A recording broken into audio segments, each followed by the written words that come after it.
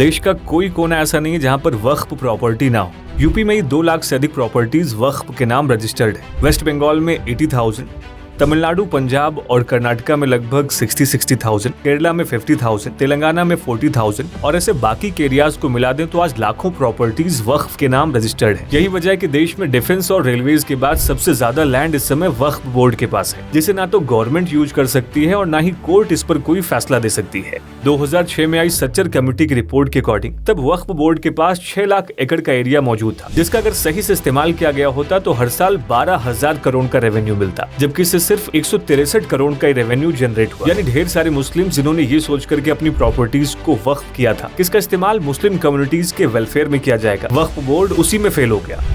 साथ ही 1995 के वक्फ एक्ट में कांग्रेस ने वक्फ बोर्ड को इतनी अनलिमिटेड पावर दी कि वो खुद मुसलमानों को ही एक्सप्लॉइट करने लगा। आइए ऐसे में जानते हैं कि वक्फ एक्ट 1995 क्या है, गवर्नमेंट इस कानून में अमेंडमेंट क्यों ला रही है और कैसे अमेंडमेंट मुस्लिम माइनॉरिटीज के अपलिफ्टमेंट में हेल्प करेगा। लेकिन आइए सबसे पहले ये जानते हैं कि वक्फ का मतलब होता क्या है। वक्फ एक अरेबिक वर्ड है जो वकूफा से निकला है, जिसका मतलब होता है किसी चीज से किसी दूसरी चीज को जोड़ना। वक्फ इस्लामिक लॉ के अंडर एक ऐसा सिस्टम है जिसमें कोई भी इंसान अपनी प्रॉपर्टी को रिलीजियस या चैरिटेबल कामों के लिए डोनेट कर सकता है। प्रॉपर्टी को डोनेट करते उस पर्सन का कंट्रोल उसकी प्रॉपर्टी से खत्म हो जाता है।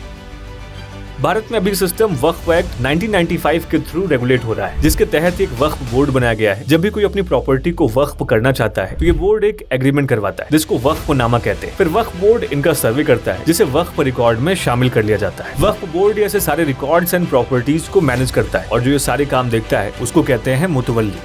लेकिन भारत सरकार अब इसमें चेंजेस क्यों करना चाह रही है, ये समझने के लिए हमें थोड़ा इतिहास में चलना पड़ेगा। भारत में वक्फ का कॉन्सेप्ट 1185 CE से ही चल रहा है। दिल्ली सल्तनत और मुगल्स ने इसको शुरू किया था, जिनके टाइम में पूरे के पूरे गांव और लार्ज लैंड एरियाज को वक्फ प्रॉपर्टी बना दिया जाता था। फिर जब अंग्रेज आए तो इसको अपने तरीके से कंट्रोल करने लगे और अलग अलग प्रोविंसेस में आजादी के बाद देश में जितनी भी वक्फ प्रॉपर्टीज थी उसको मैनेज करने के लिए 1954 में देश का पहला वक्फ एक्ट बना, जिसमें स्टेट वक्फ बोर्ड्स और एक सर्विस सिस्टम को इंट्रोड्यूस किया गया।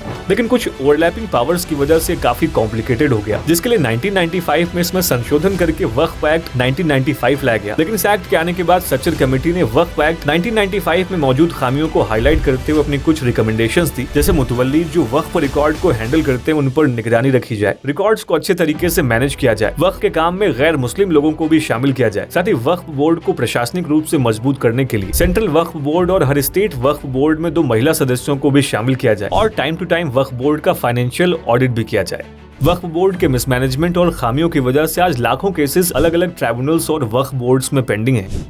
2006 के केस से समझें तो असम वक्फ बोर्ड पर आरोप लगे इसने 15,800 बीघा जमीन लैंड माफिया और बिजनेसमैन को दे दी जो इलीगली इसका इस्तेमाल कर रहे थे। लेकिन गवर्नमेंट अभी जो बिल लेकर के आई है उसमें सच्चर कमेटी की सिफारिशों को मानते हुए एक ऐसा कानून बनाना चाहती है जिससे वक्फ बोर्ड में ट्रांसपेरेंसी आएगी। वक्फ बोर्ड एंड काउंसिल में मुस्लिम विमेंस का रिप्रेजेंटेशन एंड राइट्स को बढ़ाया जाएगा। इसी प्रॉपर्टी को वक्फ बनाने का प्रोसेस और इजी किया जाएगा। वक्फ बॉडीज में ज्यादा लोगों को शामिल किया जाएगा जिससे इसकी वर्क एफिशिएंसी इंप्रूव हो। वक्फ रिकॉर्ड्स को मैनेज करने वाले मुतवल्लीज को अकाउंटेबल बनाया जाएगा। साथ ही वक्फ अमेंडमेंट बिल 2024 के अकॉर्डिंग सभी वक्फ प्रॉपर्टीज को एक सेंट्रल डिजिटल पोर्टल पर रजिस्टर करना होगा। ये बिल मुस्लिम विमेंस को एम्पावर करने के साथ कोऑपरेटिव फेडरलिज्म को भी प्रमोट करेगा, क्योंकि ये बिल सेंटर और स्टेट दोनों वक्फ बोर्ड को बराबर की पावर देने पर फोकस्ड है। जो भी लोग ये कह रहे हैं कि वक्फ कानून में अमेंडमेंट करके गवर्नमेंट मुसलमानों का अधिकार छीन लेगी, आप खुद ही सोचिए, जिस वक्फ बोर्ड के पास देश का 3rd लार्जेस्ट लैंड एरिया इतने सालों से मौजूद था, क्या इतने पोटेंशियल वाले लैंड के लिए कोई ऐसा इकोसिस्टम बनाया जिससे देश के मुसलमानों का फायदा हो। ये बिल न सिर्फ वक्फ बोर्ड की खामियों को दूर करेगा बल्कि मुस्लिम कम्युनिटी के अपलिफ्टमेंट एंड उनके रिप्रेजेंटेशन को भी प्रमोट करेगा।